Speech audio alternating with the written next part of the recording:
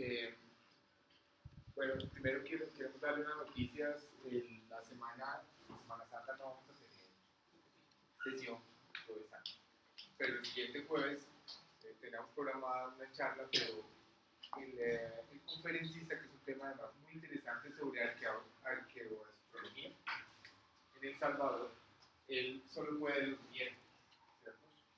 Entonces, desde ya les vamos avisando que después de Semana Santa nuestra sesión se va a trasladar para el miércoles solo por esta semana, ¿cierto?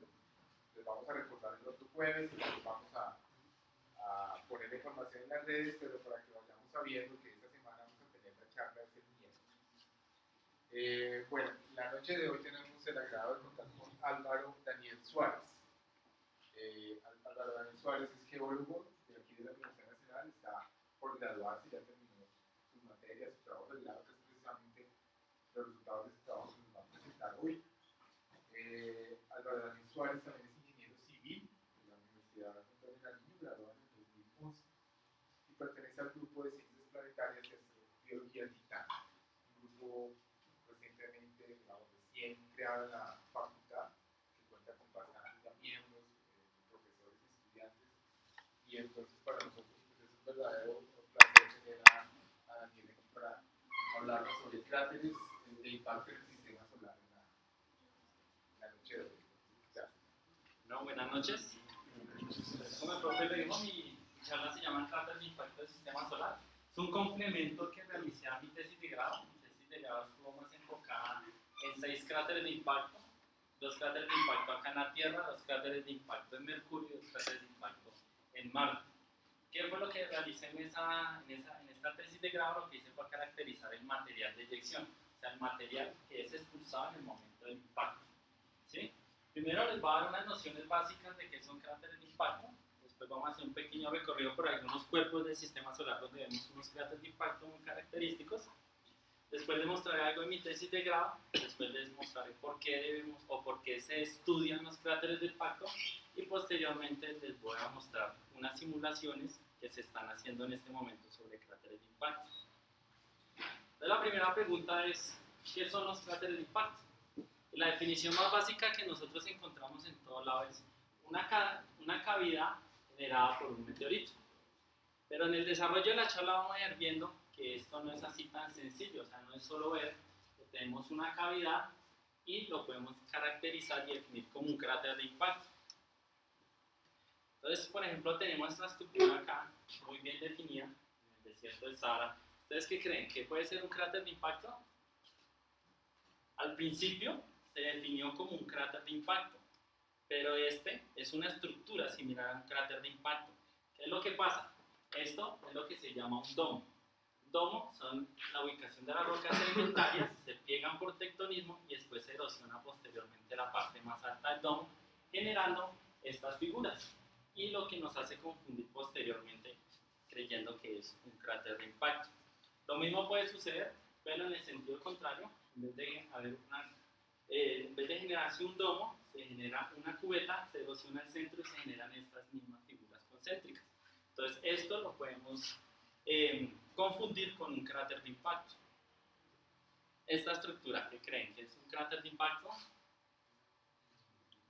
No, no es un cráter de impacto, es una caldera volcánica. Entonces, en sistemas activos como acá la Tierra, vamos a encontrar muchas morfologías como esta, casi circulares, pero no la estamos confundiendo muchas veces con cráteres de impacto, entonces tenemos que tener cuidado con esto. Entonces, ya muchos estudios que se han realizado, sobre todo en la Luna y en Mercurio, se ha definido una clasificación para los cráteres de impacto. Entonces, la primera clasificación de cráteres de impacto que tenemos son los cráteres de impacto simples. ¿Cuál es la característica del cráter de impacto simple? El cráter de impacto simple tiene un anillo principal y tiene una concavidad perfecta. No se presenta ninguna alteración en el centro del cráter, como vemos acá. Y acá está el anillo principal. Después, al generarse el impacto, se va a llenar de material de las laderas del cráter. La segunda clasificación son los cráteres de impacto complejos. Ya el cráter de impacto complejo ya tiene una estructura, un anillo en la parte exterior, que este anillo exterior va a sufrir unos volcamientos, ¿sí? Se va a deteriorar después de que se produce el cráter de impacto. O sea, el cráter de impacto, en el momento que se produce el impacto, es más pequeño y a medida que se va pasando el tiempo va a ir creciendo este cráter por estos colapsos sobre el anillo principal. Otra de las características que tenemos en los cráteres de impacto compuestos es este levantamiento central. Este levantamiento central se va a producir por el empuje de las rocas después de que se va el cuerpo que está impactando en la zona. Entonces se va a generar esta relajación de las rocas de acá de la superficie y se va a generar este levantamiento en la zona central. Medidas estadísticas que se han hecho en la Luna han definido que el levantamiento central es aproximadamente la décima parte del diámetro del cráter. Estos son con medidas estadísticas, midiendo los cráteres en la Luna, mirando los diámetros y se ha visto. Entonces, otra de las que tenemos que tener en cuenta es que los cráteres de impacto simples van a evolucionar a cráteres de impacto compuestos más o menos a los 4 kilómetros de diámetro. Cuando se encuentran estructuras de aproximadamente 4 kilómetros de diámetro, ya vamos a ver que la mayoría son cráteres de impacto complejos. Esto en rocas cristalinas y a 2 kilómetros más o menos de diámetro, ya pasando esos 2 kilómetros, vamos a encontrar cráteres de impacto complejos en rocas sedimentarias. Y una de las últimas clasificaciones que se tienen en las cuencas multianillo. Estos son cráteres de impacto bastante grandes que se producen generando múltiples anillos. En el levantamiento central se produce un colapso. Entonces ese levantamiento central que veíamos en los cráteres de impacto compuestos va a empezar a colapsar, ¿sí? Y se genera un anillo central. Entonces, se ha observado que en la Luna los cráteres de impacto compuestos van a evolucionar a cráteres de impacto multianillos alrededor entre los 400 y 600 kilómetros. O sea, los cráteres que tienen aproximadamente este diámetro.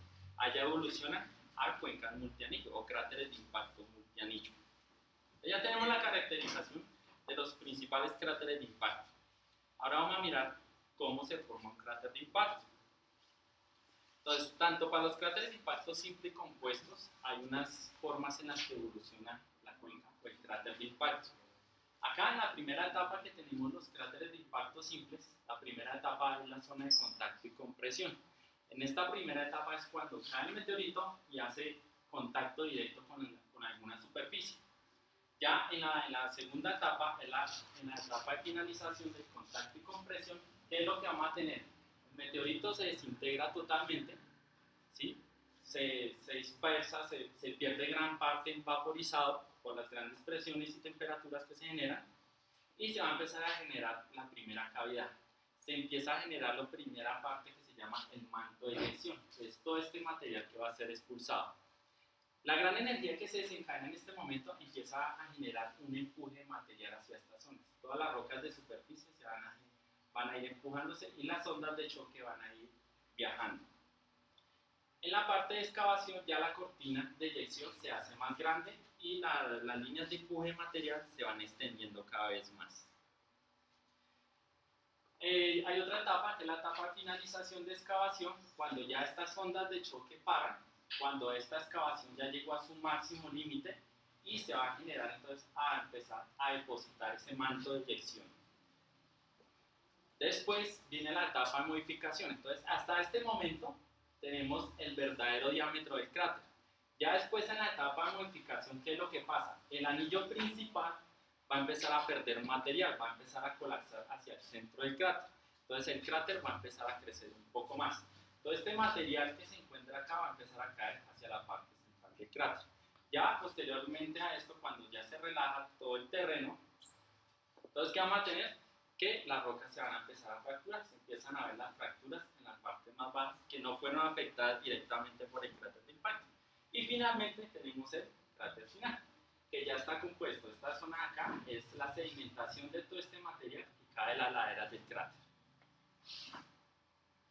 En los cráteres de impacto complejos, entonces la primera etapa, esa etapa de contacto que vimos, que cuando llega el meteorito y toca con la superficie es exactamente lo mismo. Acá esta etapa de excavación es idéntica. ¿Qué es lo que pasa? Como ya el cuerpo que impacta es más grande, entonces se va a empezar a generar un empuje del suelo hacia la parte del cráter de impacto, ¿sí? Esa relajación que se genera después de esa compresión de energía.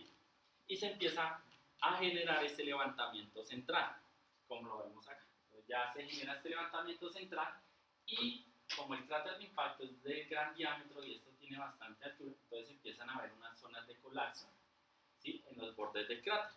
Entonces es donde se empiezan a ver estos múltiples anillos y así va a quedar el cráter final. A diferencia del cráter multianillo, como lo vimos ahorita en la clasificación, lo que pasa es que esta zona central empieza a colapsar. No se soporta, colapsa y genera otro anillo acá en esta zona central. Acá, ya con todas las modelaciones que se han hecho de investigación y todo esto, se ha caracterizado esta zona como la zona de impacto. Acá se modeló con un proyectil que impacta a 10 kilómetros por segundo. Entonces, ¿qué se caracterizó en esta zona? Se caracterizaron estos contornos de presión, donde se va a ver las máximas presiones que soporta la superficie en el momento del impacto. Entonces, acá vemos que más cerca de la zona donde está interactuando directamente el proyectil con la superficie, hay mayores presiones. Y a medida que se va profundizando, se va relajando el material. Lo mismo, se ha caracterizado estas trayectorias, que son las trayectorias de flujo de excavación. Entonces, estas son las zonas que van a salir expedidas en el manto de eyección, cuando se produzca todo el proceso que vimos anteriormente. Acompañado de esto, se observó que cerca donde se está interactuando el proyectil con la superficie, se encuentra una zona de fusión. O sea, toda la roca que va a estar acá en esta zona se va a fusionar y muchas veces se va a evaporar, ¿sí? Que es lo que pasa con el proyectil. El proyectil parte se fusiona, parte se dispersa, se gretea, se daña y parte se evapora. Va a producir una evaporación de material por las altas presiones y temperaturas. Después de esta zona, tenemos la zona de metamorfismo. Esta zona es donde se genera, no alcanza la suficiente temperatura para fusionar la roca, pero sí para cambiarle su estructura. Entonces se produce ese metamorfismo de impacto que vamos a ver más tarde por qué se caracteriza. Y después de esa zona vamos a encontrar la zona de fracturación. Entonces esa zona de fracturación es donde la temperatura no alcanza a modificar su estructura, ¿sí?, ni la mineralización, pero sí lo que va a hacer es romper esa superficie. ¿Listo? Entonces, ya tenemos más o menos caracterizado pues, un cráter de impacto. Ahora vamos a ver cómo podemos identificarlos. Aquí, en la Tierra, es muy sencillo. Nosotros tenemos sensores remotos, también tenemos fotografías aéreas, y lo primero que tenemos que hacer es coger un área, identificarla y mirar esas posibles estructuras de impacto que tenemos. Esas formas circulares que vemos, ese es el primer paso con sensores remotos. Pero ¿qué pasa? Por ejemplo, acá en la Tierra tenemos una dinámica planetaria muy adversa, o sea, siempre está en constante modificación la superficie terrestre, bien sea por la tectónica o por la dinámica superficial, que son las lluvias, la erosión, todo esto me va a modificar el cráter y no se van a ver cráteres perfectos ni circulares como los que se ven acá. Muchas veces van a estar cubiertos de vegetación. Entonces, ahí es cuando entramos a las herramientas geofísicas. Las herramientas geofísicas son la gravimetría, la magnetometría y muchas veces la sísmica. ¿Qué pasa con la sísmica? La sísmica es muy costosa, la sísmica solo la manejan los petroleros, entonces solo donde se está haciendo prospección de petróleo podemos tener sísmica y podemos hacer parte, o sea, tomar esos estudios y mirar qué posibilidades hay de tener un cráter de impacto. Entonces ya posteriormente que tenemos caracterizado una posible zona de impacto, ¿qué es lo más importante? Por ejemplo, acá en la Tierra que tenemos esta dinámica superficial tan grande, ir a la zona, hacer un trabajo de campo, tomar muestras en diferentes puntos y esas muestras las llevamos a un laboratorio, las identificamos, les hacemos sección delgada, las miramos en microscopio y entonces ahí es donde viene la parte importante. Tenemos que encontrar esta asociación mineralógica. Este es un gráfico de temperatura versus presión para el metamorfismo que se encuentra acá en la Tierra. Entonces, este es el metamorfismo normal que se encuentra sobre la superficie de la Tierra que encontramos, estas asociaciones mineralógicas. Pero de esta parte para acá, ya solo se encuentran esas asociaciones mineralógicas a grandes presiones y grandes temperaturas, que son las que se desencadenan en el momento del impacto. Entonces, ¿qué es lo primero que tenemos que buscar? Esta asociación mineralógica. Son dos minerales polimorfos del cuarzo que se generan en el momento del impacto, que es la coesita y la estichovita. ¿Sí? Si encontramos nosotros esta asociación mineralógica en las rocas que nosotros encontramos, Eso es una evidencia irrefutable que hay un cráter de impacto o hubo un cráter de impacto o hay rocas del manto de eyección de un cráter de impacto. Otra de las estructuras que vamos a buscar son las fracturas planares o PDFs. Estas se producen en los cuarzos y en los feldespatos. Entonces, ¿qué es lo que pasa? Estos minerales se me van a fracturar. ¿Listo? Y también vamos a encontrar este vidrio diaplético. ¿Sí? Entonces, si encontramos esta asociación mineralógica, ya sin duda es un cráter de impacto, como los que ha pasado acá en la Tierra. La mayoría de los cráteres de impacto aquí en la Tierra se creían que eran volcanes extintos, pero nunca se encontró ese proceso lábico que se encuentra en un volcán. Entonces, ¿qué hicieron? Fueron, miraron, estudiaron la zona y encontraron esta asociación mineralógica. Entonces ya es una evidencia refutable que sí es un cráter de impacto. Entonces ya como vemos acá, cuando se encuentran a grandes temperaturas y grandes presiones, ya la roca no soporta, los minerales no soportan y se van a vaporizar. ¿Sí? Se van a perder todas esas asociaciones minerales. Entonces, ya más o menos tenemos identificado qué son los cráteres de impacto y cómo los podemos identificar. ¿Qué hacemos nosotros en ciencias planetarias o en el grupo de ciencias planetarias y en general en la planetología comparativa, que es este tema es el que nosotros manejamos? Podemos características de un cuerpo que ya sabemos y hemos estudiado muy bien y tratamos de extrapolar esos modelos a otros sistemas, a otros cuerpos del sistema solar. Y lo mismo, si tenemos muy bien caracterizado, por ejemplo, los cráteres de Mercurio o de la Luna y sabemos cómo se forman bien, pero acá en la Tierra tenemos ese problema que no sabemos qué forma tienen y todo eso por esos procesos geológicos que pasan en superficie, lo que hacemos es extrapolar los modelos. Y ahorita vamos a mirar cómo hicimos para extrapolar esos modelos en la tesis de grado que os voy a mostrar. Para tener cráteres de impacto, lo primero que tenemos que tener es una superficie sólida. Entonces, por eso acá, más o menos, no vamos a hacer un vistazo por todos estos cuerpos, pero sí seleccioné más o menos algunos que tienen superficies sólidas y podemos ver bien caracterizado el cráter de impacto. Entonces, por eso acá no están los planetas gaseosos, porque ahí es muy difícil. En los planetas gaseosos lo que vamos a tener es, y se ha visto y se ha documentado, es cuando entra un meteorito, ¿sí? O entra un cuerpo a la atmósfera de ese planeta, va a pasar lo mismo que si nosotros arrojamos una piedra dentro de un estanque de agua. Lo mismo, se ve cuando entra, se ve cuando se van las ondulaciones y se pierden en la atmósfera, pero no tenemos más evidencia, no tenemos cráter de impacto. Entonces vamos a empezar por Mercurio. Uno de los cráteres de impacto más grandes que se encuentra en Mercurio se llama Caloris Planitia. ¿Sí? Este es de 1550 kilómetros. Es un cráter de impacto bastante grande, es uno de los más grandes del sistema solar. Acá, si uno lo ve como a simple vista, dice, no, pero ahí no se ve nada grande, ¿sí? ¿Qué es lo que encontramos? En esta mancha acá grande se encuentra Caloris Planitia. Está afectado por posteriores cráteres de impacto. Entonces, esto es lo que no nos permite ver bien el cráter, pero cuando se hicieron las imágenes de radar de esta zona, se vio un bajo topográfico bien grande acá y se caracterizó como un cráter de impacto. Acá lo vamos a ver desde otro punto de vista. ¿Sí? Acá ya se alcanza a ver mejor, un poquito mejor esta mancha grande.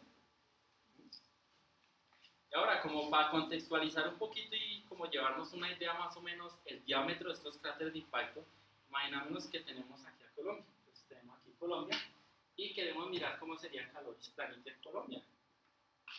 Entonces encontramos que Caloris Planitia abarcaría casi todo Colombia, salvándose un poco acá de Amazonas y un poco acá de La Guajira. Entonces esas son las dimensiones que vamos a manejar de aquí en adelante, son dimensiones grandes. Otro de los cráteres de impacto interesantes en Mercurio es el cráter Renda. Este tiene un diámetro de 715 kilómetros.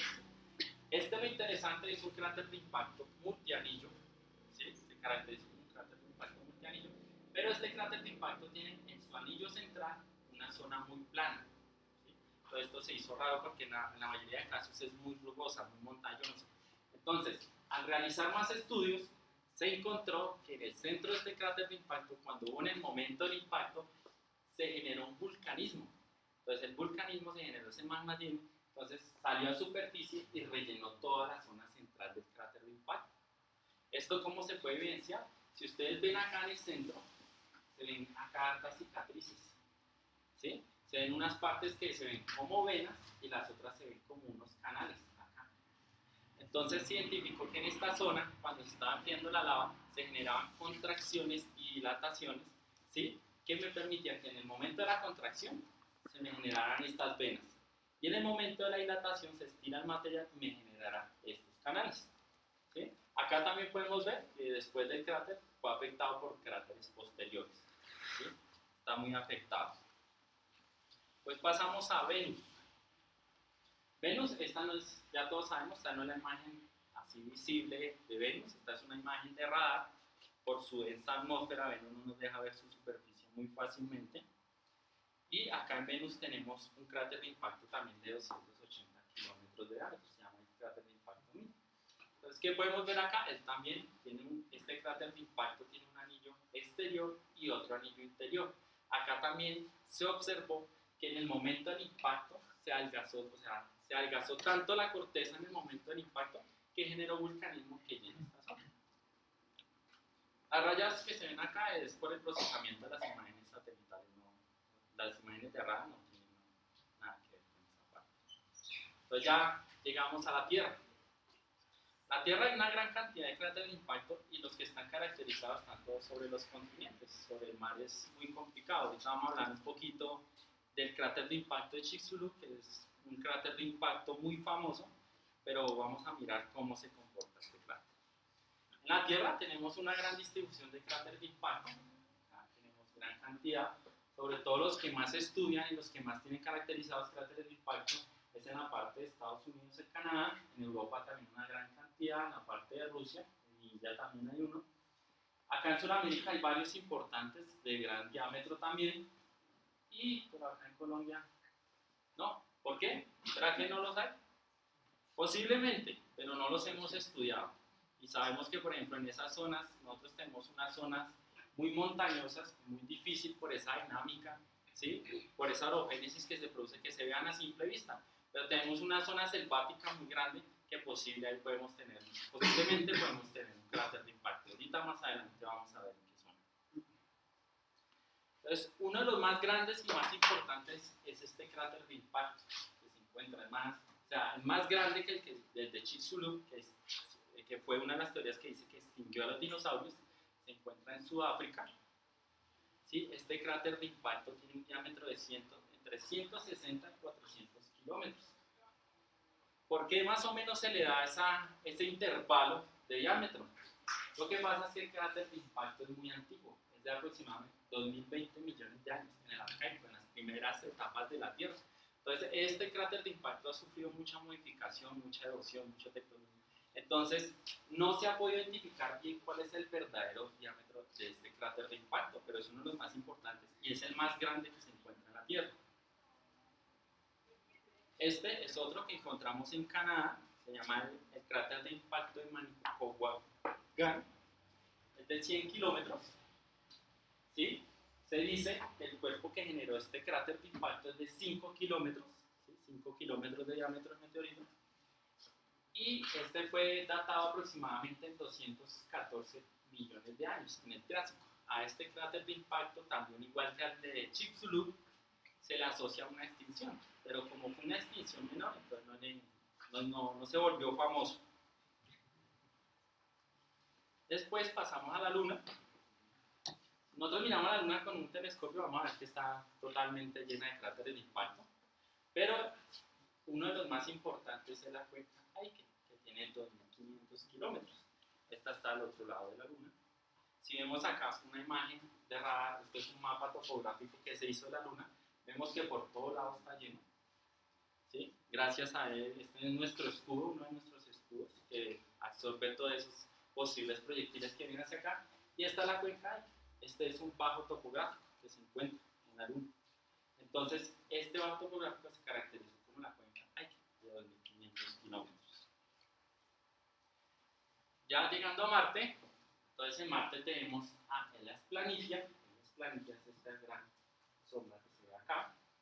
Elias Planitia se ha caracterizado como el cráter de impacto más grande en el sistema solar visible, ¿sí? Porque ya vemos que hay otros más grandes, pero este es visible, ¿sí? Se puede identificar con imágenes de radar, pero para verlo mejor ya se han tenido mapas topográficos, lo mismo en la superficie, ¿sí? Y acá encontramos a Elias Planitia. bastante grande, ocupa una gran porción del planeta. Después entonces ya vamos a empezar a pasar por algunas lunas, esta es la luna de Júpiter, Ganímedes. Tenemos un cráter de impacto de Epígeros que tiene 342 kilómetros, que está ubicado acá en esta zona. Lamentablemente no conseguí imágenes más cercanas del punto para mostrarles este cráter de impacto. Tenemos Calisto. Calisto, este cráter de impacto es muy interesante porque se llama Valaria. Tiene un diámetro de 360 kilómetros y este cráter de impacto es esta zona que se encuentra acá en el centro, iluminada. Acá lo mismo, se encuentra acá. Todos creeríamos que el cráter de impacto va hasta acá arriba, que se ven todas estas fracturas concéntricas acá. Pero no, ¿qué fue lo que se encontró en este caso? Fue que el cráter de impacto, cuando impactó este cuerpo, lo que generó fue un adelgazamiento y un debilitamiento de la corteza de Calisto, generando que se generaran estas fallas. Y hubo un colapso posterior después del impacto del meteorito. ¿Sí? Se generó entonces esa ampliación de ese espacio. Después pasamos a Mimas. Este es muy importante, este es uno de los cráteres de impacto que se pueden ver con imágenes de radar normal, fotografía. Se llama el cráter de impacto Herschel, tiene 139 kilómetros. Se ha podido caracterizar algunas cosas de este cráter de impacto, que es lo principal, que su anillo exterior se encuentra a 5 kilómetros de altura de la parte más baja del cráter. Y el levantamiento central se encuentra a 6 kilómetros de la parte más baja del cráter. Entonces, la energía que se desencadenó en este momento generó un empuje para que este levantamiento central de este cráter compuesto se levantara bastante. Después pasamos a Iefetus. Acá hay 3 cráteres de impacto grandes. Adicional también se puede ver acá la cordillera característica de Iefetus. ¿Sí? Entonces tenemos acá este cráter de impacto que se llama Turgis, que es de 580 kilómetros, que es este que se encuentra acá en esta zona. Se encuentra Falsa, que se encuentra, su diámetro es de 424 kilómetros, que es este acá. Y encontramos otro que se llama Engelir, que es de 504 kilómetros, que es el que se encuentra acá. Y estos son cráteres de impacto compuestos, cráteres de impacto bastante grandes. Entonces, ya saliendo un poco de este estudio que se realizó y esta caracterización principal que se hizo sobre algunos cráteres de impacto en el sistema solar, pues ya entramos a la parte de que fue el trabajo de grado que yo realicé. El tema grande que estamos trabajando en el grupo se llama caracterización de cráteres de impacto, es entender estos procesos de cráteres de impacto, cómo se crean, cómo se forman, ¿sí? Cómo se modifican. Y lo que yo realicé fue la caracterización del manto de eyección. Entonces cogí manto de eyección en las estructuras de impacto de Rice en Alemania, Chicxulub en la península de Yucatán y 2 cráteres de impacto en Mercurio y Marte. Están los datos de mis directores y asesores. Entonces, estos son los 3 cuerpos que escogimos. Entonces, para caracterizar los cráteres de impacto y el manto de eyección, tenemos que tener en cuenta 3 cosas fundamentales. La primera es la gravedad del planeta, ¿sí? Asociada también a la presión atmosférica del planeta. Y la segunda es el ángulo de incidencia del cuerpo del proyectil con la superficie.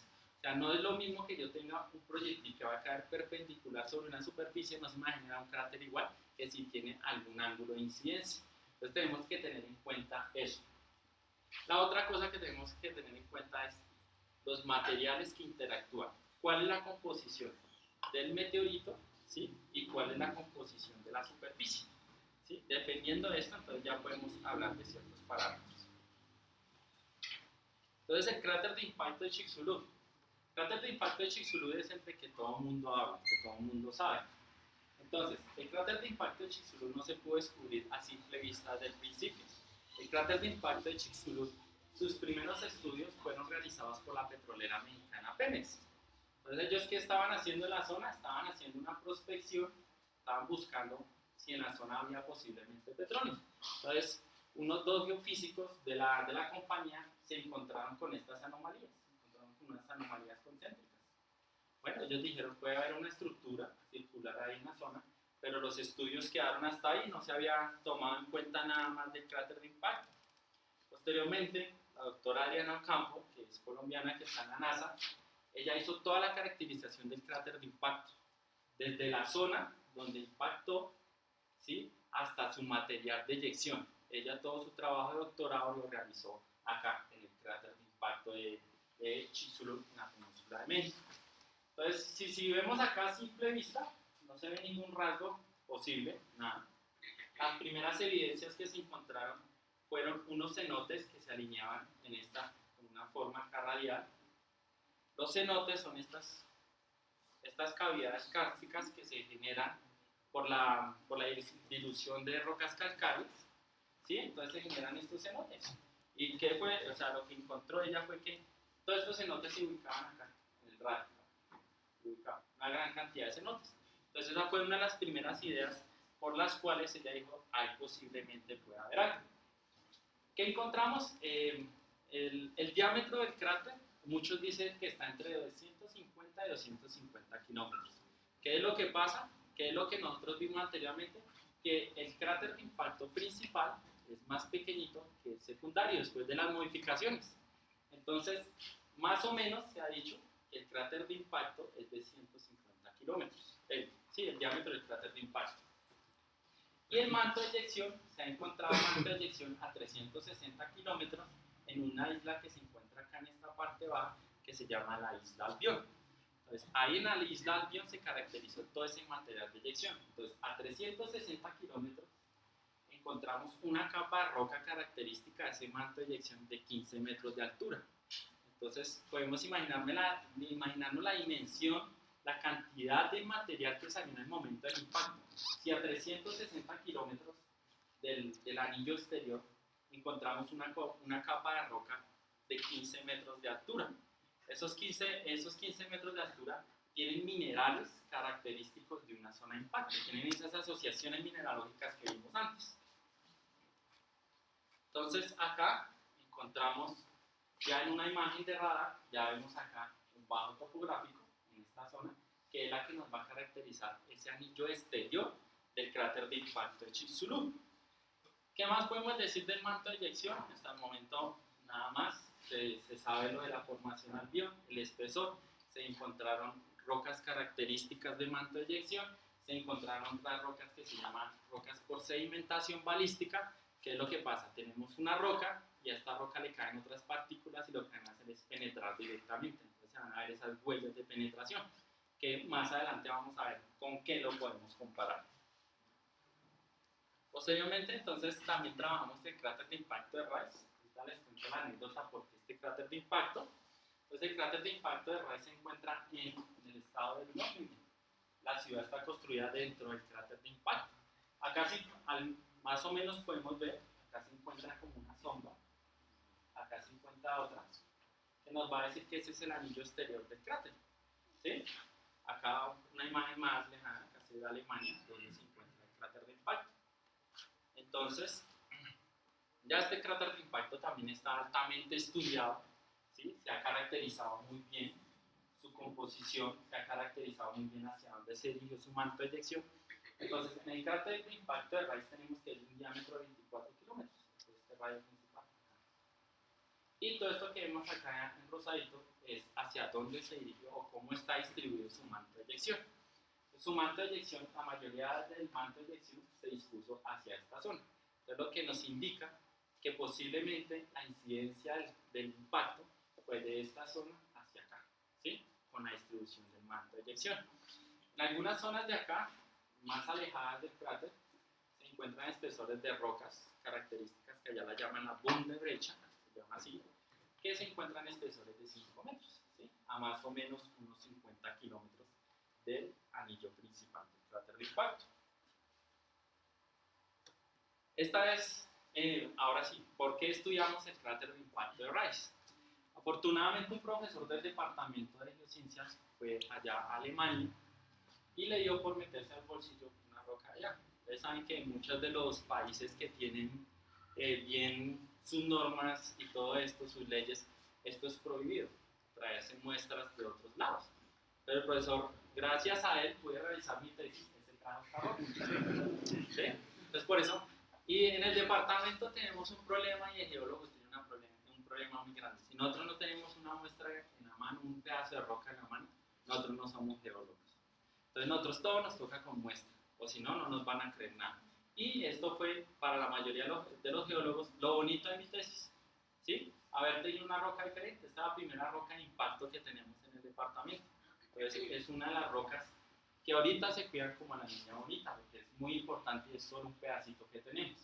Entonces, ¿qué encontramos? Principalmente, pues, noticias malas, no se puede hacer mucha caracterización, nosotros no sabemos mucho todavía de los minerales, como la cuevecita era estichovita, no se puede identificar a simple vista en el microscopio, no puedo decir, ah, este es estichovita, el geólogo que me diga eso que es cuevecita estichovita, simplemente viéndolo al microscopio, está mal, ¿sí?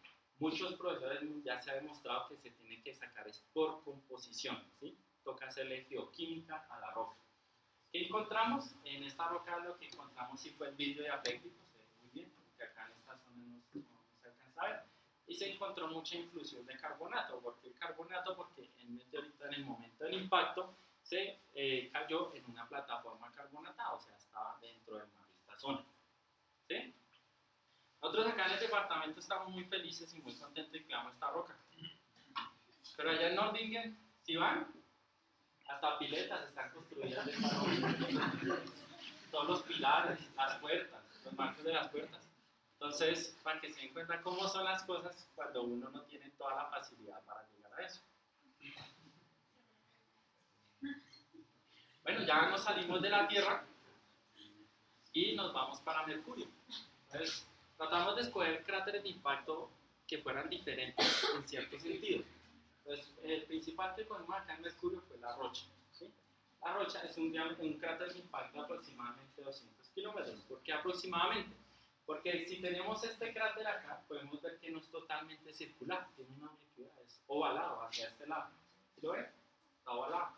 Entonces, esa es una de las primeras nociones que nos dice que el ángulo de incidencia del meteorito con la superficie no fue directamente a 90 grados.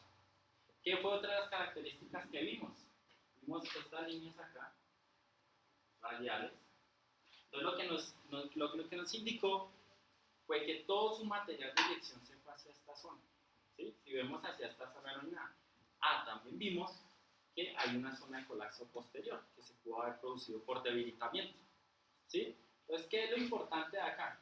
Si vemos ustedes, si ven acá, parece como si hubieran sido cráteres de impacto posteriores. ¿Pero qué fue? Fue ese material de eyección que se proyectó después de que hubo el impacto y se sedimentó balísticamente, como habíamos hablado en las características de Chicxulub. Entonces lo que hizo fue salir fragmentos de roca y volver a caer a la superficie. Entonces ese manto de eyección fue de grandes partículas que volvieron a caer a la superficie. Si vemos acá, este cráter de impacto es un cráter de impacto multianillo y que ha sido afectado por cráteres de impacto posteriores. También tenemos el cráter de impacto de Station. Entonces el cráter de impacto de Station podemos ver que es más o menos circular, ¿sí? Es de 193 kilómetros. Y entonces empezamos a caracterizar su manto de eyección. Entonces acá empezamos a ver que por acá, por toda esta zona, se distribuyó todo ese material que salió y fue algo muy homogéneo. En esta zona no lo pudimos caracterizar muy bien. ¿Por qué? Porque está afectado por otro cráter de impacto y ese cráter de impacto posteriormente depositó su material de eyección sobre toda esta zona. Entonces no se pudo caracterizar. En los sitios donde se encontró, en la parte más lejana, se encontró que el manto de eyección está a 216 kilómetros de este anillo principal. Entonces es un cráter de impacto, entonces, multianillo, ¿sí? Que es casi totalmente circular. Después, entonces, el primer cráter de impacto que caracterizamos en Marte, y tenemos acá lo mismo, un cráter de impacto casi circular. Una de las ventajas que tenemos acá es que ya hay imágenes de radar en las cuales podemos hacer modelos de elevación. Entonces hicimos un modelo de elevación, lo colocamos acá y nos encontramos que hacia esta zona hay un alto topográfico. Entonces por eso es que se restringe la distribución del material de eyección. Si vemos todo está distribuido hasta esta zona, hacia esta zona, y hacia esta zona, si ven acá, en esta parte tenemos un alto topográfico. Entonces por eso hubo esa distribución de ese manto de eyección. Acá estuvo restringido hacia este alto topográfico y acá pudo dispersarse más fácilmente. Uno de los cráteres de impacto más importantes, que me parece con características diferentes a los demás, es este cráter de impacto, el cráter de impacto de Magda. ¿Qué tiene este cráter de impacto de diferente? Si ustedes miran el manto de eyección, de una forma característica, de una forma rara. Entonces, cuando nosotros lo estábamos caracterizando, vimos que tenían como una forma lobulada, como si fuera una erupción volcánica, o así que tuviera al frente de una erupción de un flujo lávico. Pero no, cuando miramos bien las características del cráter de manto de eyección, nos dimos cuenta que en el momento del impacto en esta zona se encontró con una zona, como por decirlo acá, una zona de permafrost, una zona en donde hay agua debajo de la superficie, ¿sí? Agua congelada. Entonces, ¿qué pasó? Cuando hubo el momento del impacto, ¿sí? Este momento del impacto, entonces lo que se produjo fue un flujo viscoso, o sea, se salió ese material de eyección, pero no así con fragmentos de roca ni nada así, sino como si hubiera sido un flujo de lodo. Y en Marte se han comprobado que más de unos 40 cráteres de impacto tienen estas características. Entonces, también se ha demostrado que debajo de la superficie de Marte ya se ha encontrado agua, ¿sí? Hay agua congelada. Entonces, esta es una de las características importantes, ¿sí? Entonces, acá es donde nos puede decir que si hubo un flujo así en manto de eyección, entonces en el cráter de impacto de Chicxulub, que la mitad está en el continente, la mitad está en el mar, posiblemente sí vamos a encontrar evidencias debajo del mar, como con estos flujos de lodo, pero todavía no se ha llegado hasta esos estudios. ¿Listo? Esto fue todo lo que se desarrolló en la tesis de grado. Se caracterizaron estos mantos de eyección, qué características tienen. Lamentablemente no pudimos mirar los parámetros centrales porque el píxel no nos daba, ¿sí? La resolución del píxel, entonces nos daba que toda esta parte era un bajo topográfico, entonces no pudo caracterizar las zonas internas de los cráteres. Ahora sí, ¿será que en Colombia hay posibilidad de un cráter de impacto? Posiblemente sí hay uno, en la zona de Bichada. ¿Sí? Acá tenemos el mapa de Colombia, acá la zona de Bichada, está en esta zona, por acá pasa el río Bichada, cuando llega a esta zona, se coge otra dirección diferente sobre un posible anillo exterior. En esta zona se han hecho algunos estudios de gravimetría por un profesor del departamento. He demostrado que si tomó unos caminos con un gravímetro por esta zona y encontró que tienen cierta similitud con un anillo exterior y un anillo interior. Posiblemente hay un anillo interior en esta zona y un anillo exterior. ¿Cuándo vamos a saber que sí es un cráter de impacto y cuándo nos van a decir sí, nos van a meter en el catálogo que les mostré más adelante? Cuando vayamos a la zona, cuando las condiciones de orden público no lo permitan y podamos traer muestras de esa zona. Hasta el momento no se puede hacer nada más. Posiblemente sí sea un cráter de impacto o posiblemente sea un domo estructural como los que vimos. ¿Por qué estudiar los cráteres de impacto y por qué no nos interesan tanto? Primero está ese carácter científico, pues que todos tenemos, que es esa curiosidad de saber todo, qué pasa, todo, o sea, de descubrir esos fenómenos que pasan en el sistema solar. También podemos mirar cómo fue el pasado del sistema solar. Hay una tesis de una compañera del departamento también, que utiliza mucho lo que son los cráteres de impacto para mirar las edades de una zona que ella caracterizó. Entonces, uno de los científicos hizo una tabla. En la tabla colocó el diámetro de los cráteres con respecto al área. Entonces, entre más grandes los cráteres de impacto, sabemos que son más antiguos. Entonces, ahí lo que vamos a hacer es hallar una relación de edades. Sí, esto es muy, muy relativo, pero ha tenido mucha utilidad para definir edades relativas de ciertas áreas. Entonces, dependiendo de la cantidad de la concentración de cráteres de impacto de ciertos diámetros en ciertas áreas, se puede descubrir la edad relativa de esa zona. También podemos hablar de evolución de planetas. No sé si ustedes saben que también por ahí hay una teoría que se llama, creo si no estoy mal, la teoría de la paspermia, que dice que hay fragmentos de otros planetas que llegan a otros y por eso fue que se produjo la vida acá en la Tierra, porque llegó un fragmento de otro lado acá con vida. Entonces, de pronto, tener ideas de esto puede decir sí, podemos decir sí, esta teoría es cierta, o podemos decir no. Y lo que se ve acá, porque más o menos es el interés que hay ahorita en el departamento, es porque en los cráteres de impacto se hallan recursos minerales grandes. ¿sí? Por ejemplo, en Sudbury, Canadá, hay un gran cráter de impacto y pues, tiene una mina. Hay otro cráter de impacto muy importante en Canadá y se encuentran unas vetas de oro de aproximadamente unos 50 centímetros. Son vetas de oro, oro puro. Entonces, hay una teoría que dice que lo trajo el meteorito y la otra dice que en esa zona había, pero en el momento del impacto, como hubo agrietamiento y hubo esa fusión de material, lo que hizo fue el oro rellenar esas cavidades. Pero no se sabe todavía con certeza, porque es muy, o sea, la composición es muy característica de acá de la Tierra. Porque también, esto es lo más importante, esto es por lo que todo el mundo quiere estudiar, por una posible catástrofe planetaria. Entonces, para enfocarnos un poquito, vamos a imaginarnos, ya vamos a estar en esta época, cuando se extinguieron los dinosaurios, vamos a trabajar con el cráter de impacto de Chicxulub, vamos a mirar las características que tuvo. Lo primero que han medido casi la mayoría de científicos con modelos estadísticos y todo esto, es que el cráter de impacto, el diámetro del meteorito fue unos 10 kilómetros de diámetro, fue bastante grande. Entonces, las primeras estimaciones que se realizaron fue que la energía que se liberó en el momento del impacto fue equivalente a 192 millones de megatones. O sea, 10.000 millones de veces la energía desencadenada en las bombas de Hiroshima y Nagasaki. Una gran cantidad de energía se libera en el momento de un impacto de un meteorito. Acá vemos un ejemplo de esas pruebas que se hicieron en Estados Unidos, en Nevada. Esta casita estaba ubicada a 3,5 kilómetros de la zona cero del impacto, la bomba atómica. Vemos cómo se destruye. Ahora imaginémonos esto 10.000 millones de veces más. ¿Sí? ¿Cómo va a ser el efecto devastador en el momento en el que caiga un meteorito en la Tierra?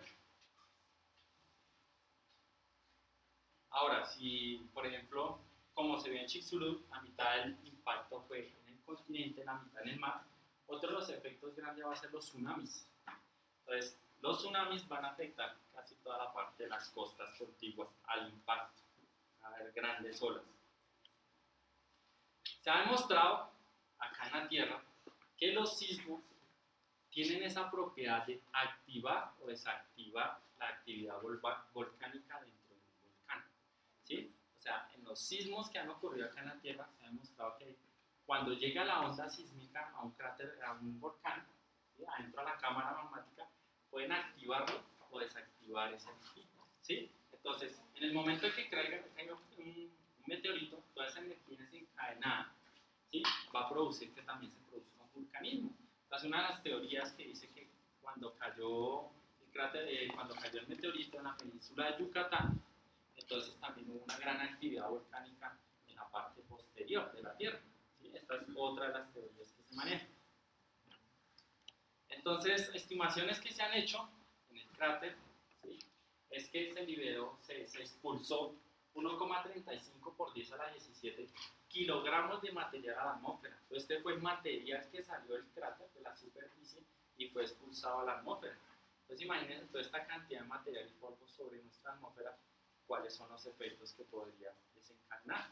Lo primero es que taparía el sol por muchos años antes de que se pudiera depositar este polvo. Y lo otro es que, por ejemplo, el meteorito impactó en una plataforma carbonatada, entonces carbonato de calcio, entonces se libera gran cantidad de CO2 y todo este CO2, ¿qué es lo que va a hacer? Un efecto invernadero, que es lo que tenemos ahorita. Listo, entonces ya más o menos tenemos la idea de por qué tenemos que estudiar esto. Entonces, si nosotros queremos estudiar cráteres de impacto, lo podemos hacer muy sencillo en la casa, con una cubetica llena de harina, con unas bolitas de piquis. Nos podemos meter, si quieren, en la cocina para no hacer reguero, y empezamos a botar diferentes bolitas de diferentes diámetros y vamos a empezar a caracterizar estos cráteres de impacto teniendo el diámetro de la bolita con el diámetro del cráter. Y esto es como así se han empezado a hacer los primeros estudios de cráteres de impacto, mirar estas relaciones, cómo se relaciona el diámetro, ¿sí? El diámetro de la bolita con el diámetro del cráter. Y ahora, si lo queremos hacer más sofisticado, lo botamos a diferentes alturas. Ahí tenemos. Ahora, vamos a meterle más variables al tema. Entonces ya no ponemos una sola capa de un color, sino nos ponemos a pintar la harina de otro color, entonces hacemos capitas. Y lo mismo, ahora cogemos bolitas del mismo diámetro, ¿sí? Pero de diferentes densidades, y miramos qué pasa, qué tanto profundizan, si me llegan a la segunda capa o no, y miramos estas relaciones y empezamos a mirar. Ahora, como nosotros no tenemos la plata suficiente, entonces no nos podemos comprar un cañoncito de estos. Entonces, en laboratorio ya se están cogiendo cañones de aire y se están proyectando materiales hacia superficies, diferentes superficies. Por lo general, lo que se hace es la proyección sobre una superficie de arena para mirar cómo se van distribuyendo esas partículas. Acá lo interesante de este cañón es que nosotros no solo tenemos la incidencia a 90 grados, sino que podemos darle cierto ángulo y con este ángulo podemos caracterizar muy bien cómo se distribuye este material de eyección. Acá por lo menos vemos otro laboratorio que se hizo, pero ya no con algo sólido, sino con algo que tiene una densidad más baja, para mirar cómo se distribuye ese material cuando se genera el impacto. Entonces empezamos a caracterizar estas zonas de acá y cómo se distribuye el material. Y ya entonces tenemos, esta modelación se hizo en el laboratorio que estábamos viendo ahorita con el cañón, y lo que tenemos es que se distribuyó el material que impactó la zona sobre y se generó este cráter de impacto. Esto se fue hecho en laboratorio. Y lo que podemos hacer es extrapolar estos modelos y mirar en qué tipos de cráteres se pueden ver y cómo se relacionan directamente. Ya algo más sofisticado lo está haciendo el Imperial College, ¿sí? Es hacer modelamiento, que es lo que nos falta a nosotros, por ejemplo en el grupo, generar este tipo de modelamiento, porque en este tipo de modelamiento podemos generar y meterle más variables al asunto, ¿sí? Diferentes composiciones, diferentes densidades, tanto del cuerpo que impacta como el cuerpo impactado. Entonces podemos trabajar con muchas cosas. Entonces esto es lo que nos falta acá en el departamento. Ya saliéndonos y ya para la última parte de la charla, entonces los que tengan un poquito así de curiosidad pueden entrar a este que se llama el Impact Calculator, ¿sí? Pueden entrar acá y acá nos deja ponernos a jugar con los cráteres, con las diferentes variables que podemos tener para hacer un cráter de impacto. Por ejemplo, yo cogí acá un cráter de impacto, un proyectil de 500 metros de diámetro que me va a impactar una superficie a 90 grados a una velocidad de 60 kilómetros por segundo. El proyectil va a tener una densidad parecida a la del hierro, ¿sí? Ser un meteorito de hierro, y va a impactar una roca sedimentaria. Entonces dije, uy, pero una roca sedimentaria, ¿dónde? Entonces dije, no, pues vamos a seguirle dando palo a Bogotá humano. Y acá lo tenemos. ¿Listo? Entonces, ¿qué pasa con las características anteriores? ¿Qué pasa si este meteorito impacta en Bogotá? Pues lo primero es que vamos a tener un diámetro de un cráter de 10 kilómetros, ¿sí? O sea, va a ser afectada gran parte de Bogotá. Pero los que no cabemos acá, tranquilos que después viene un terremoto de 8 grados en la escala de Richter. Entonces la energía que se libera en este momento es grande, en el momento de un impacto con estas características. Y si todavía quedamos vivos después del sismo, entonces después viene la onda de sonido, y la onda de temperatura viene bastante caliente, y va a acabar, como pasó así en las pruebas que vimos ahorita que se estaban haciendo en Nevada. Entonces, por eso es que estudiamos esto, sobre todo algunos es por el miedo, mirar qué es lo que puede pasar si cae en este momento un meteorito a la Tierra.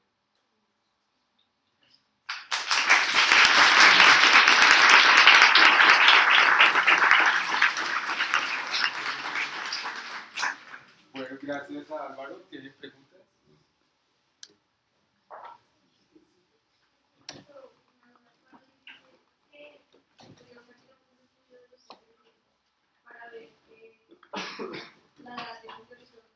Sí. No, entre más grande el cráter, es más viejo el territorio. ¿Por qué? Porque sabemos que al principio del universo todo era un desorden. Cuando estaba conformando el sistema solar, había grandes cuerpos que estaban chocando unos contra otros.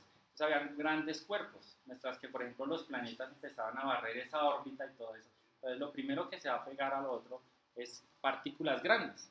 Entonces lo que se hizo fue una tabla en la que se toma el diámetro del cráter con respecto al área, ¿sí? O sea, digamos tú quieres medir un área de 600 kilómetros cuadrados, entonces miras cómo es la diversificación de esos cráteres, cuántos hay de cierto tamaño, cuántos hay de otros. Entramos en la tabla, lamentablemente no tengo la tabla acá, entramos y nos va a dar una edad aproximada de la zona, ¿sí? De los procesos que ocurren en esa zona. Es que en la rocha Mercurio se dijo que al lado del cráter de impacto de la rocha se ven otros pequeños cráteres. Yo creo que no eran cráteres de impacto posteriores, sino era el mismo material de eyección.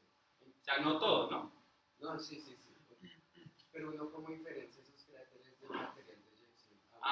Todo lo diferenciamos y fue lo que se realizó fue tomar el círculo de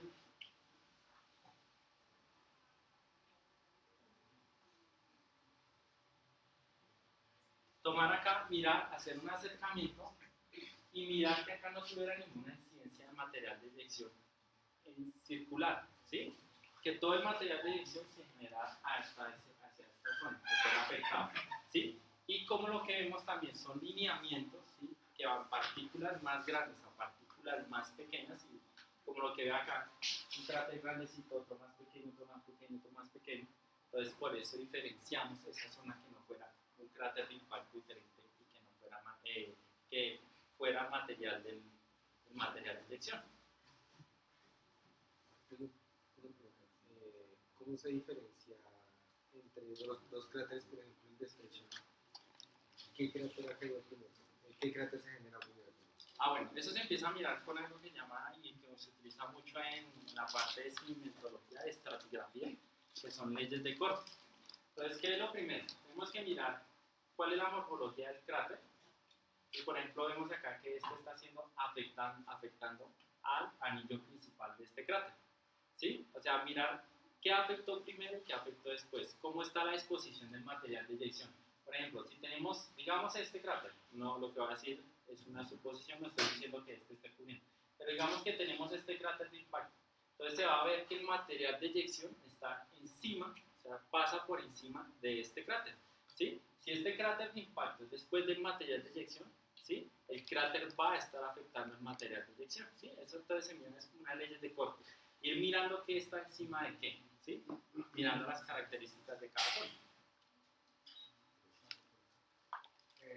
Si puedes poner la foto del cráter que tiene como forma irregular. Lobular. Exacto, no es posible, digamos, que el objeto que lo haya ocasionado haya venido con algún material y no haya sido exactamente lo que tú dices que haya sido. Bueno, esa es otra posibilidad, que el material tenga una cierta cantidad de agua y, o sea, cuando se produce un impacto de un meteorito, como vimos ahorita de un cuerpo, este cuerpo se desintegra, ¿sí? Todas las partículas del meteorito pasan a ser parte, ¿sí? De la roca que está en superficie. Por eso es que se generan unos enriquecimientos de ciertos minerales en la superficie de la Tierra, porque esa composición se fue a hacer material de superficie. La pregunta no te la sabría contestar si esto fue directamente del proyectil o directamente de la superficie. Nosotros lo caracterizamos como la... Sí, puede ser. ¿Cuál ha sido la composición de los meteoritos que han encontrado en la Tierra? De todo. O sea, si tú... hay una página que es un catálogo que se realizó. Entonces te dice, no todos están catalogados, no todos se dicen qué composición fue, pero te dice el diámetro del cráter, ¿sí? La edad aproximada del cráter, y te dicen cuál fue la composición, si fue rocoso, si fue metálico. Ahí ya está caracterizado, sobre todo se caracterizan por el enriquecimiento del material de superficie, ¿sí? Pero hay gran variedad.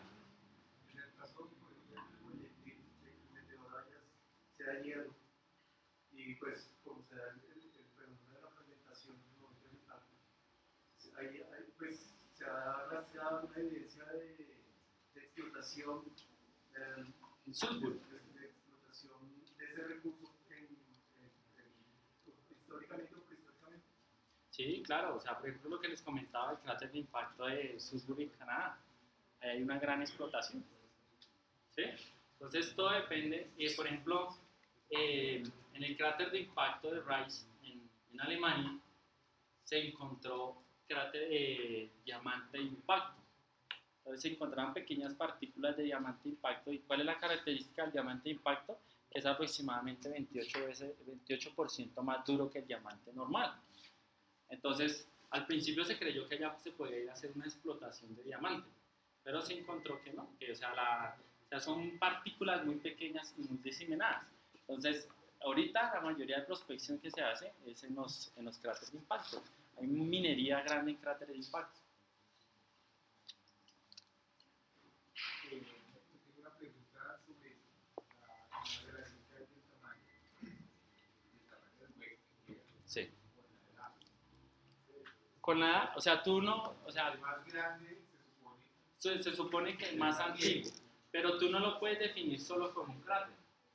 O sea, tú no puedes definir la edad del cráter. Por ejemplo, acá en la Tierra se puede definir porque ahí, o sea, ahí vuelve y juega las leyes de corte. El impacto del cráter está afectando rocas de tal edad que ya están, que están datadas ya.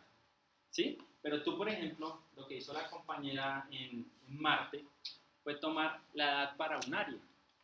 ¿Sí? Tú miras el área y miras el diámetro de los cráteres de impacto. Tú en Marte no puedes decir hacia ciencia cierta la edad de este cráter es tal, nomás así. Tú tienes que mirar cómo es la distribución de esos diámetros en cierta área, ¿sí? Y esa es la relación que se generó, ¿sí? Para decir más o menos la concentración de esos cráteres y la de esos cráteres en cierta área. Pero se entiende que gracias a lo que esta, ¿cómo se llama? Forma de determinar la edad que en el sistema solar pequeño, Sí, sí, o sea, exactamente. Cuando uno entra a la tabla, lástima que no la tengo acá, entonces muestra que la densidad de cráteres más grandes son más antiguos. Y a medida que va subiendo la tabla, entonces se van haciendo los diámetros de los cráteres más pequeños y se van haciendo más jóvenes. también tenía cuatro preguntas, una en relación con lo del chat, pero hasta donde yo entiendo, hay un profesor de gimnasia que se llama Freddy, que hasta donde entiendo él ha recogido, no sé si lo conozco, No. ha recogido supuestamente ¿Muestras de la zona? No, pues lo principal sería pues, contactarnos con él y hacer un análisis de la roca. No lo conozco. la otra cosa que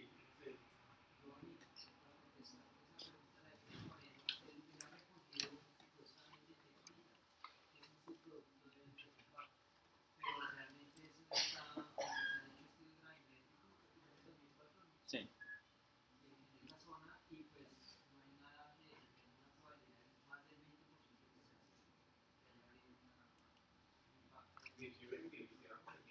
Sí, no, pues es interesante. Nosotros lo hemos planteado muchas veces, pero nos dicen que no nos apoyan por la parte de orden público. ¿Sí? Porque, o sea, llegar de pronto uno llega, pero salir es el problema.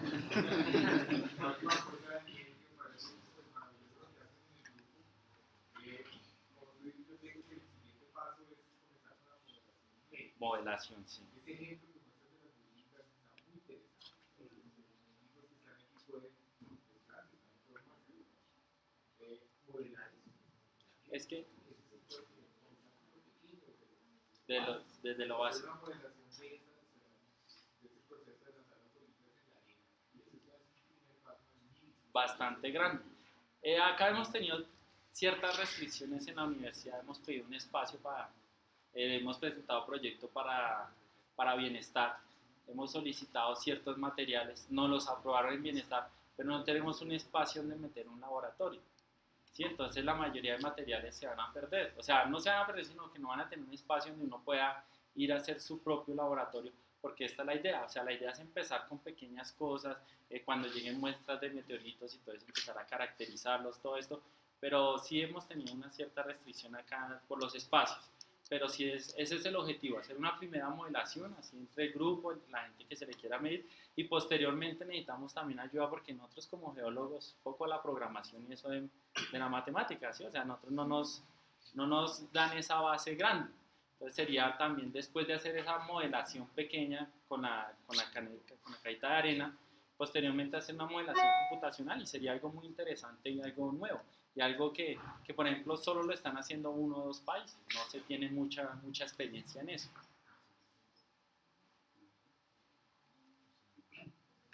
A partir de los materiales y los ángulos que encuentran, ¿de dónde puede uno pensar, por ejemplo, que vienen los meteoritos?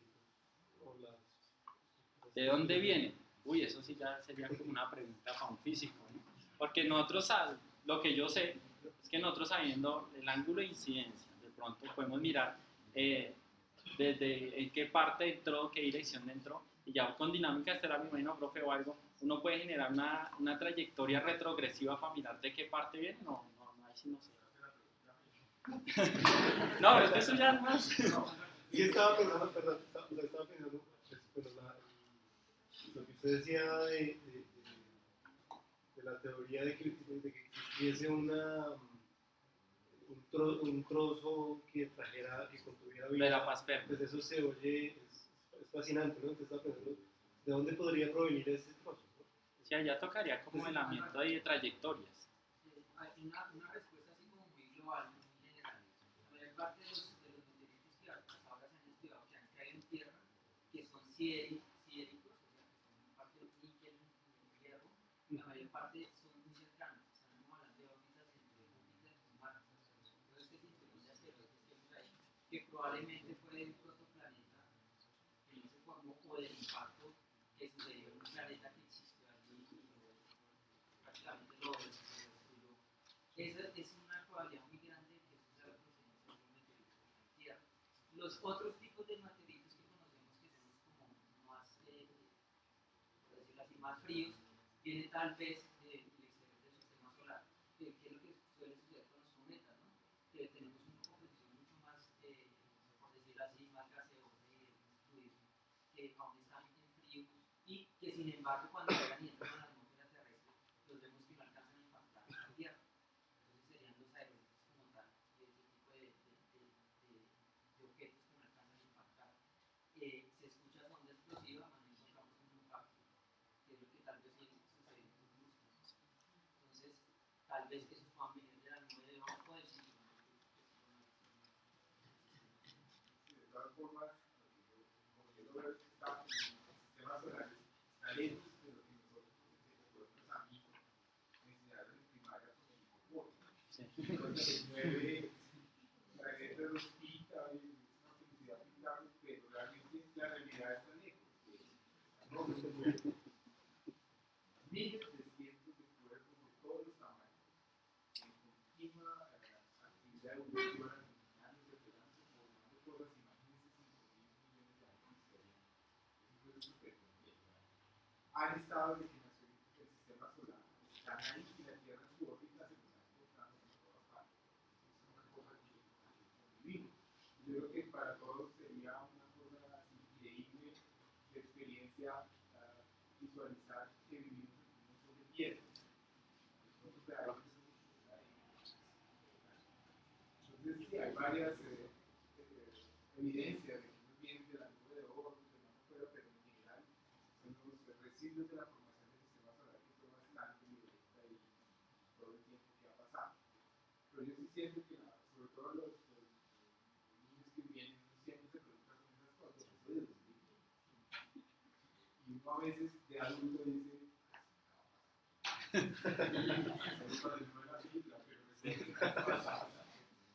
pasado, no recuerdo el nombre,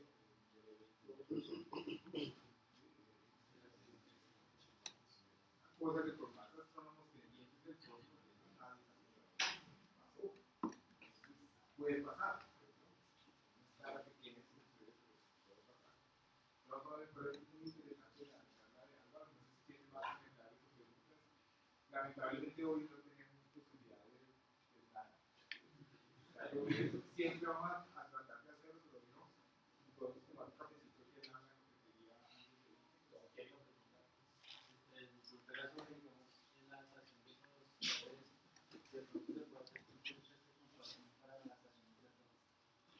O sea, la datación de los cráteres acá en la Tierra se ha hecho así. Se mira qué rocas está afectando, qué rocas, qué composición tienen las rocas que están dentro de este, y se hace dataciones de plomo y todo esto. O sea, sí se pueden datar muy bien acá, pero en el sistema solar, lamentablemente, o sea, por ejemplo, en Marte no vamos a tener esas muestras. Lo único que se va a hacer es buscar una edad relativa de los eventos, ¿sí? Más no una edad absoluta como se hace acá. Acá se han datado muchos cráteres de impacto y por eso se dató, por ejemplo, el de Chicxulub hace 65 millones de años, ¿sí? Aproximadamente, que fue el límite que llamaban anterior KT, ¿sí? Que está mal dicho, es KP, ¿sí? Cretácico Paleógeno. Entonces sí se pueden datar muy fácilmente acá.